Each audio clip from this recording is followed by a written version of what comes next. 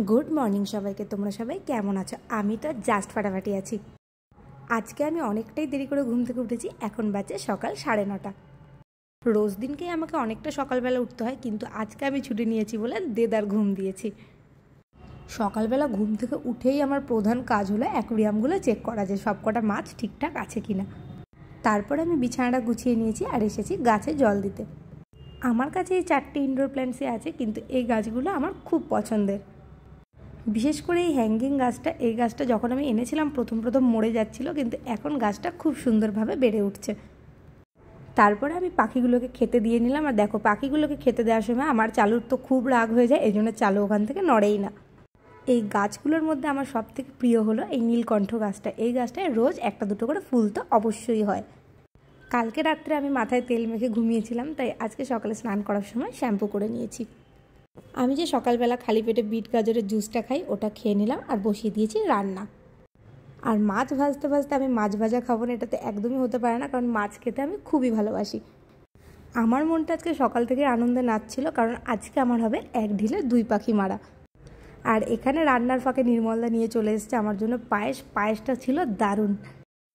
আমার বাড়ির অ্যাড্রেসে যেহেতু দাদা বৌদির বিরিয়ানিটা অর্ডার হয় না, দাদা বৌদির বিরিয়ানি খেতে আমি খুবই ভালোবাসি। পরশু দিনকে ডিউটি থেকে এসে আমি রেডি হয়েছিলাম, জামা কাপড় বের করেছিলাম যাবো বলে, কিন্তু আর যাইনি। আর আজকে আমার ব্যারাকপুরে কাজ আছে বলে আমি ওখানে একেবারে যাবো, আর বিরিয়ানিটা খাওয়ার আনন্দে আমি সকাল থেকে নেচে বেড়াচ্ছি।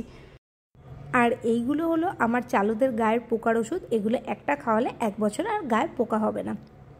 আমি ওদের গায়ে এতদিন স্প্রেটাই ইউজ করতাম, কিন্তু ওরা স্প্রেটা একদমই করতে দিচ্ছে না। একবার স্প্রে করলে 10 বার এমন নাচানাচি করছে, ওষুধটা ঠিকভাবে দেওয়াই হচ্ছে না, আবার কোনো না কোনোভাবে পোকা চলে আসছে।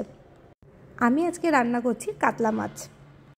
আমি এখানে আবার 3 নম্বর মাছ ভাজা নিয়ে চলে এসেছি। এই করতে করতে আমি আজকে সারা সকালটা ব্রেকফাস্টের কিছুই করিনি, পায়েস আর মাছ ভাজা দিয়েই কাটিয়ে দিয়েছি। আর গ্যাস মুছতে তো আমার এত ভালো লাগে, আমি তো পারলে রান্না করতে করতে গ্যাসটা মুছে ফেলি। আমার আর তর্স হয় না যে কখন রান্না শেষ হবে আর আমি গ্যাস মুছবো। আমি একটা কলিনের বটলের মধ্যে সার্ফ জল করে রেখে দিয়েছি, ওইটা দিয়ে স্প্রে করি, দিয়ে তারপরে মুছে নিই।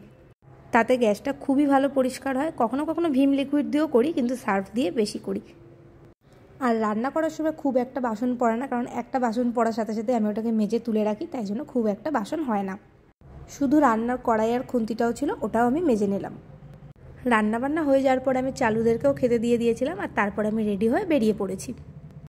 আমি ভাবছিলাম আমার লেট হয়ে গেছে, কারণ এখানে আমার 1টার মধ্যে পৌঁছানোর ছিল, কিন্তু এখানে গিয়েও আমাকে 2 ঘন্টা বসে থাকতে হয়েছে। আর তারপরে আমি মনের আনন্দে চলে এসেছি দাদা বৌদিতে এসে দেখছি আজকেও ভালোই লাইন আছে। খুব একটা বেশিক্ষণ লাইনে দাঁড়াতে হয়নি, ওই 10 মিনিট মতন দাঁড়িয়েছিলাম। আর তারপরে চলে এসেছি ভেতরে। আর ভেতরে এসে তো আমার মনটা খুশি হয়ে গেছে, কারণ এখন আমি খাবো আমার ফেভারিট বিরিয়ানি। ফার্স্টেই নিয়েছিলাম আমি একটা ফিশ ফ্রাই, আর ফিশ ফ্রাইটা ছিল প্রচণ্ড জুসি। আমি তো মনে মনে আশা করছিলাম যে আমি একটা সিঙ্গেল চেয়ারের মধ্যে বসবো, কিন্তু যেহেতু জায়গা ছিল না, আমাকে একটা ফ্যামিলির মাঝখানে বসিয়ে দিয়েছিল। ওরা তো এমনই কিচিরমিচির করছিল, আমার তো খুবই বিরক্তি লাগছিল, কিন্তু কোথাও আর কোনো জায়গা ছিল না বলে আমাকে এখানে দুঃখ করে বুঝতে হয়েছে। এই দাদা বৌদির বিরিয়ানিটা আমার অ্যাড্রেসে কখনোই অর্ডার হয় না। আমি তাও 10 বার করে সুইগি জোম্যাটো খুলে চেক করি, কিন্তু কোনো কালেই পাই না। আমার বাড়ির লোকেশানে সবথেকে বেশি পাওয়া যায় আরসালানার আমিনিয়ার বিরিয়ানি, কিন্তু ওগুলো খুব একটা জুসি হয় না, ড্রাই হয়, ওই জন্য আমার অতটাও ভালো লাগে না। আর বিরিয়ানি আমি কখনোই স্প্রাইট ছাড়া খাই না, কিন্তু আজকে যেহেতু স্প্রাইট ছিল না, তাই আমি থামস আপ নিয়েছি। আর আমি গরম খাবার খেতে খুব একটা পছন্দ করি না, যেহেতু গরম ছিল আমার এই জন্য বিরক্তি লাগছিল। আমি বসে বসে টুকটুক করে সময় কাটিয়ে ধীরে ধীরে খাচ্ছিলাম। তো চলো, thank you for watching, by.